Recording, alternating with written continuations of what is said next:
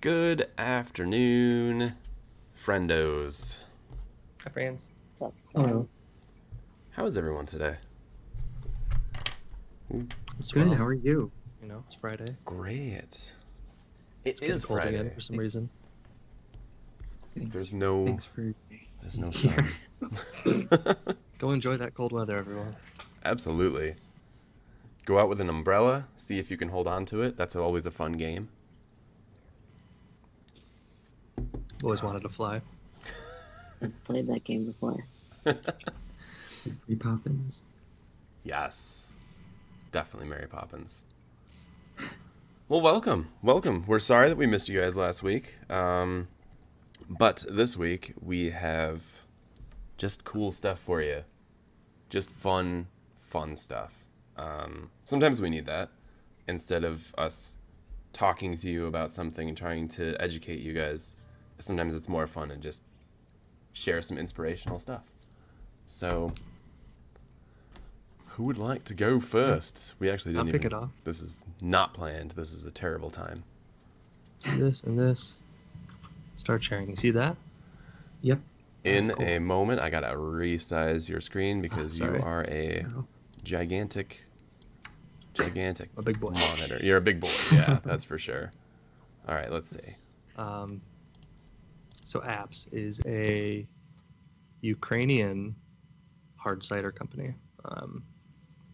If you can't draw a parallel between their hard cider and our wine, I can't help you there, but it's a really cool experience. So let's see if you can all hear this on the other end. I can't hear anything. Truthfully, I don't hear anything either. Nope. Oh, I heard. Oh, it's muted. It looks like that.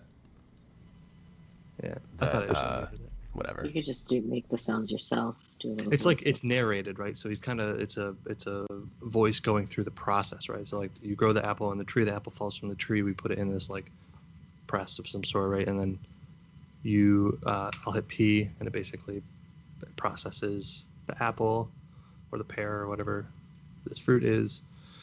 And I'll hit P again, and it further processes it into a tank into your glass. Just thought it was kind of what they're doing here is it's just a video. It's a 3D rendered video, which that's the real artwork, right? That's the real magic, is creating this 3D asset. After that, we can pause it, play it on the web, play certain sound bites in conjunction with, key clicks and stuff like that. So the rest of building the site kind of falls into place once you have this beautifully rendered 3D asset, of course. But I just thought it was an interesting landing experience. Just kind of showcasing, how their cider is made. Should be no secret. But then on the back end, right, the payoff here, alcohol abuse is harmful to your health. Okay, I'll hit C products, and this is their pagination for their products, which I thought was kind of cool. So when I hit this right arrow, you'll see like this kind of like wobbly line, right, that's paginating between your products. So I just thought it was a interesting way to navigate products.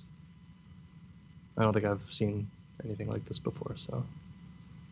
And it's super simple, and on mobile, obviously, it degrades nice, and it's just, there's no like animation between pages. It's just super simple, like you'd be used to seeing products laid out. Let's put it that way. So yeah, I love Apps, Ukrainian cider, cool site. It's cool. I like how they, like the 3D video is cool on the homepage, but I like how they kind of carry out that style into the. For sure. I Product wish you could hear pages. it. I don't know why you can't, but I'll share this link, and it's a cool, little narration. It's kind of just telling you what's going on. I'm sure I you love. So you don't This have is to- not sarcasm, but I love when you see something really cool and you're like, "How did they do this?" And then you go to like inspect and figure it out, and it's just one giant video. Yep. That's exactly. Would love to implement that. I mean, they have control over when to pause the video, like, play for 2 Right. seconds, pause it, play the sound clip. So you're able to kind of create the story very well with HTML video. Is there no Um, scrolling on this site? There is Just not. that. It just shows this little disclaimer here. Gotcha. Yeah, try to hide Cool. it. So that's that. I also wanted to share a little bit of Jay Tompkins' work. So Jay Tompkins is a front-end web developer who deals a lot with SVGs. As you could see, this little bear, his signature bear icon with his backwards hat is an SVG. And as you move your mouse around, I don't know if you can see my mouse here, but I'm moving it left to right, and the glare in his glasses are moving. You hover over his head, it kind of tilts a little bit. I just thought there was a lot of cool ideas on this site. That's one of them, right? Obviously, all these like whimsical animations are super cool. Just a quick, what would you call this? A slider that displays like not accolades. Testimonial. There we are. Thank you. That's the word I was looking for. And then another kind of just like summary style, like what he does, which is kind of cool. And then he adds like sounds to them, that's neat. And then he builds tons of demos that kind of illustrates his SVG wizardry, right? And he uses a lot of GSAP. You've probably heard me say that phrase a lot. It's a very useful library, lightweight, that allows us to animate web properties. So this is a dimmer, right? And as I click and drag this around like you would a room dimmer, the background color changes, signifying it's getting brighter. Cool. 3D studio room. This is his studio at home, and this is all done in SVG, which is crazy. You can turn the lights off, and the whole color scheme changes. The lights come on, the shades go down. Thought that was kind of cool. You can hit the play button, and his chair just endlessly spins over and over and over. That's pretty cool. But still, the coolest thing, right, in SVG is you can have text. You can have live text, right? So if I hit this magnification button here, it zooms into like CSS tricks, right? And this is all highlightable live text on his computer screen in SVG, which that kind of blew my mind. And you can even go to like, those are links, right? So you can click on it, and for some reason, it did work. So you can like navigate to other pages and stuff and highlight all this. It's insane. Dude, stop. Come on. Yeah, that's insane. Right. So just kind of illustrating the extent to which, I know, I'm sorry, SVGs are manipulatable via code, and how, true to real life. Like this is CSS tricks for sure. If I were to go to CSS tricks, it looks like identical. It's really quite amazing. Yeah, that's like the latest article. So it was live pulling in. Yeah, which I didn't know you could set up like servers, clients. Apparently you can. Just tons more examples, right? So this is a beautiful little record. Rod, what do you call this? DJ station? It's a turntable. Turntable, there we go. Can't think of words today. But if you scroll, you can kind of like scratch it. Change. That's cool. Cool. Mario Kart, cool. A little slider here. It's called the impossible checkbox. Right, and every time you click it, this dude like that's cute. Clicks it back. Eventually, he'll get mad at you. It just gets more and more aggressive. But yeah, something super interesting. I think it's angry furrowed brows. And this is more of his stuff, just using GSAP's draggable function, right? So you can click and drag this, and then it's morph SVG function. So if I were to let go of this, you'll see it kind of resemble physics a little bit, which is cool. And then, yeah, I'll leave you with Turbo Kitty. It's just more and more examples of like how we can think about the animation of an SVG as we're creating it. Come talk to one of us, if you have an idea for something whimsical like this. It's oftentimes easier than we'd think, but it's worth getting us involved earlier than later to make sure it's easier than we think. Dude. Yeah. Thank you. That's Fun awesome. animation. SVG. Yeah, no problem. So cool. I feel like there's some NFT opportunities with these. Totally. Not to bring that up again, but No, it's okay. You're allowed to. That's so 2 weeks ago, Phil. I know. Hey, Courtney, Aw. we love apples too. Courtney loves apples, in case nobody knew that. Yes, Courtney. Apples. Definitely. We all agree. I love cider. Oh, All right. man. Can Agreed. I'll go next. You're guys. welcome to, Phil. Yeah, hit it up. Do I Please. need to? You just kicked me off.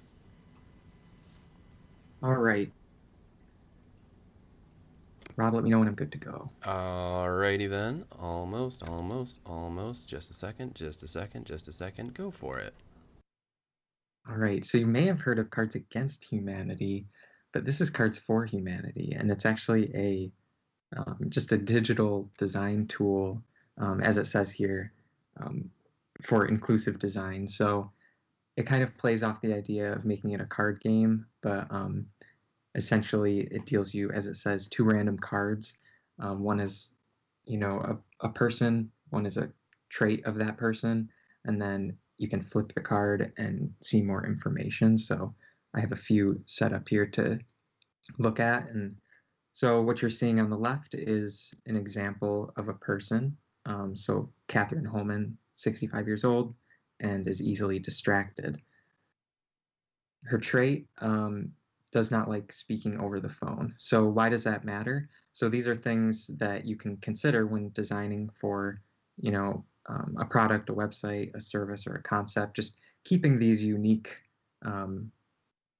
traits in mind when you're designing. So, something for this person in particular, you flip the card and it gives you a little bit of insight into why that might be something that you should consider. So if you remember, she's easily distracted, so it can be challenging for some people to remember key information. So when you're designing something, how can you make sure that you're not overcomplicating the content? It may be an exercise in copy for breaking things down. It may be the layout in terms of breaking things up into bite-sized pieces. And then at the same time, it pairs it with a character trait. She does not like speaking over the phone. So why does that matter? It gives you some of the reasons why that may be, so you can take that into consideration. And if that is, if you feel that that's an audience that can relate to what you're designing for, you may want to consider having some accessible forms on your website as opposed to requiring someone to call to inquire about something, which is pretty much the standard today anyway, but still something nice to take into consideration. Another one, this person is always upbeat. Why does that matter? So the example here that they say is, some people might not want to say what's wrong. Some people will always give good feedback. So if you are designing something that is asking for feedback from people, this may be another area where you really want to consider, how do you phrase questions so that people don't feel like they're criticizing necessarily, but being honest and giving honest feedback. And then again, another one is not very confident when using a computer. This may be a case where, maybe you do offer the option to call to give feedback on something. And then the last one, Charlie is not very confident and is partially sighted. So I think those ones are pretty, especially the partially sighted one, is pretty self-explanatory. You want to make sure that you're meeting accessibility standards in terms of type size and color contrast. And yeah, you can keep clicking deal new pair and it'll just give you 2 random cards. And again, it's not meant to necessarily dictate the design. I think it's a good resource for kind of testing things out after you've worked through something. I think it would be helpful, to go through it and, think, is this relevant to what I'm working on? And then see if there's any areas that you can fix based on that. But I thought this was kind of fitting with the idea of, audience-led ideas. just making sure that some of these more unique and specific traits in people are being considered when we think. So I love it. And it's such a good presentation for it, I think. Like, it's not a, you know, a long article that someone's just going to kind of like glaze over. It actually, the interactivity, I think, makes it more fun to actually like learn about these things. And you're going to want to keep clicking through and be like, well, I want to find out what else there is. It's awesome. definitely, yeah, because I mean, there's so much reading that you can do about this kind of thing, but I like the idea that it's randomized because it kind of hits on the point that no one is the same, so we can make these generalizations, but there are going to be specific um, issues that you may want to consider. So. Definitely. So cool. Thanks, man. It's a good find. Of course. I like that it gets right down to like a super specific case, and you have to basically test your design or your UX against this like very specific, almost literally random. Yep. Yeah. I agree. Indeed. All right, Rob.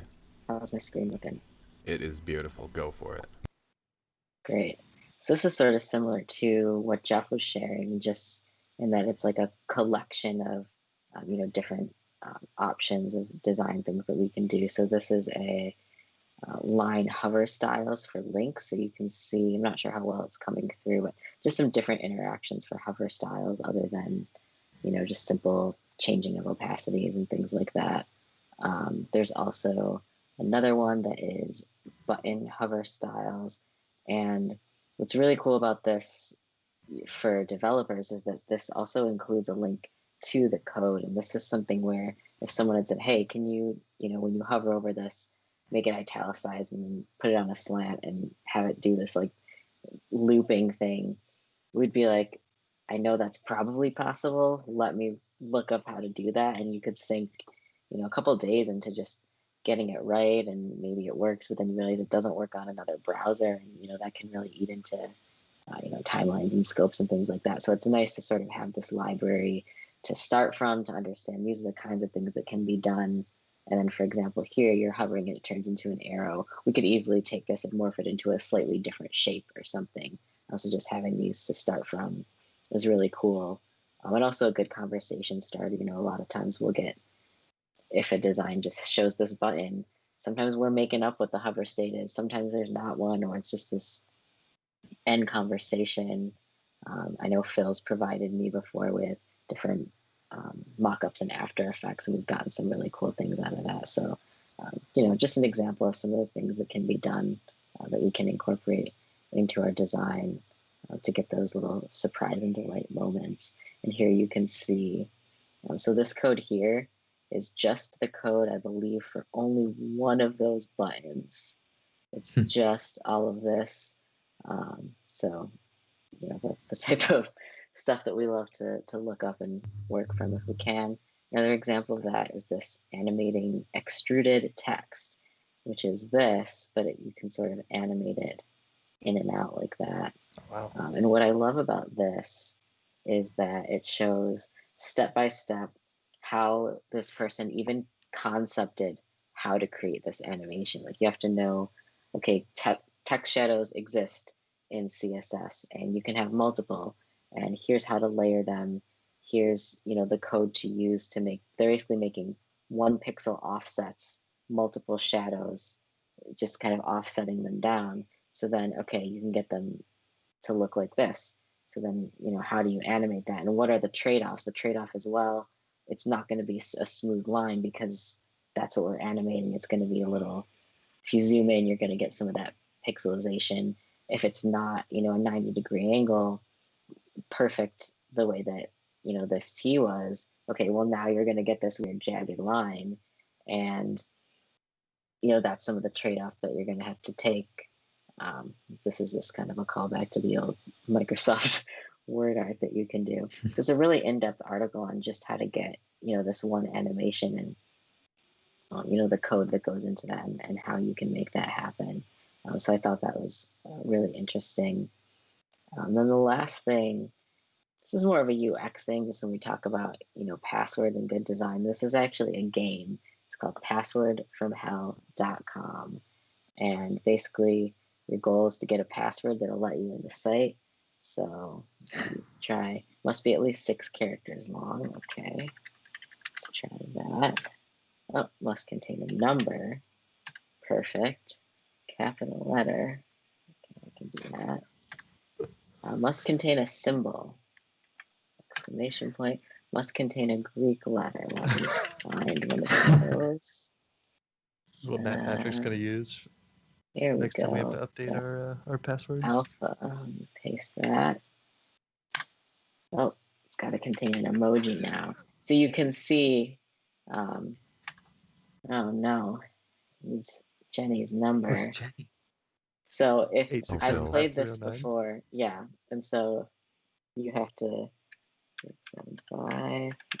It's- Oh no, but now it must be a palindrome. So basically, you go on and on and on, and it's can really carve out a chunk of your day into trying to sign into this website. And this is easy mode, believe it or not.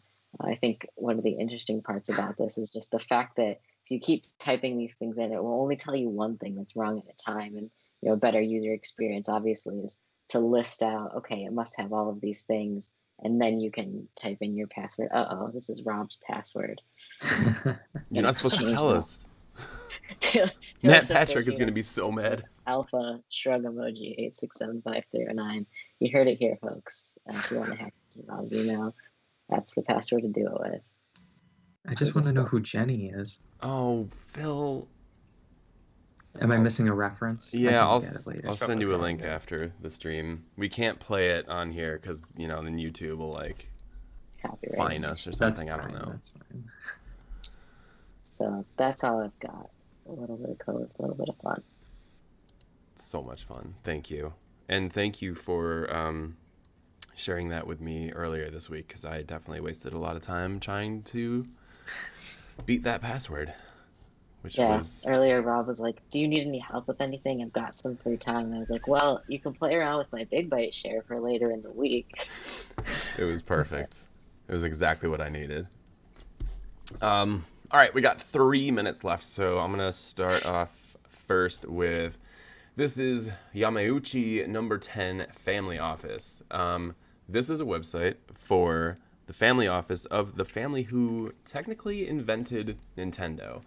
And this website is just something that absolutely blew my mind on 2 different levels. I'm not going to play the sound, so you guys can have fun with that later. But it is... Oh, it's so cool. So this is the website. It is all done with code. And as you scroll, all this stuff is going on. Here's their statement. It's in Japanese, but if you scroll down, you can actually see it in English.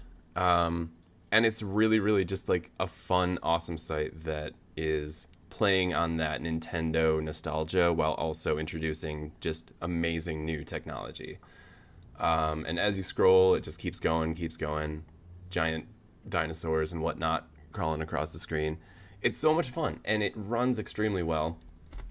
But one of the other things that I really liked about this was the fact that if this is too much for you and you're just I don't understand what's going on, I don't want to deal with it, they do have a normal view. So you can actually just switch to a regular scrolling website, but it still carries on that same aesthetic and that same feeling that they have in the fully animated version, which is awesome. So really, really cool, fun thing to play around with if you feel like it later on today. And then we will end with a user submission from Mr. Danny O, who has sent us this link to a documentary that is something that he suggested all of us watch. And I mean, we've got the weekend coming, and if it's anything like it is today, you're not going to be outside running or working on the moving together thing. You're going to be inside. So here's something for you to watch. That's a really, really cool thing, all about the evolution of advertising and dealing with new technologies and whatnot. I would read the actual, I'll read the actual thing that he sent in his own words, because he can explain it better than anybody else can. This is the website for a documentary film we should all watch about how makers and agencies have shifted and reshifted their skill sets as new creative technologies emerge. Would also be a fantastic culture club showing. Agreed. Which, if we're bringing that back, we should definitely throw this on there. That would be Interviews with over 40 advertising and digital creative heavyweights. Yeah. Yeah, there were some big names up there. Huge names. I mean, not as big as, like, you know, I don't think Phil's on there, which is kind of a miss. True. Really feel like they I'm not missed the watching mark it on then. that one. Yeah, I was approached about it, but didn't seem like the right fit. That makes That's sense. so true. You really have to be careful. Oh, Phil, I appreciate you. And we appreciate all of you guys. Thanks for joining in. Thanks for watching. I hope you guys all ate some really good lunches while this happened as well. I'm about to. Yeah, I'm definitely going to eat after this. This always makes Enjoy me your hungry. weekend, everyone. Hungry for apples. Enjoy, everybody. Yeah. Thank you so Thirsty much, for apples. and we'll see you next week. Bye. See you soon.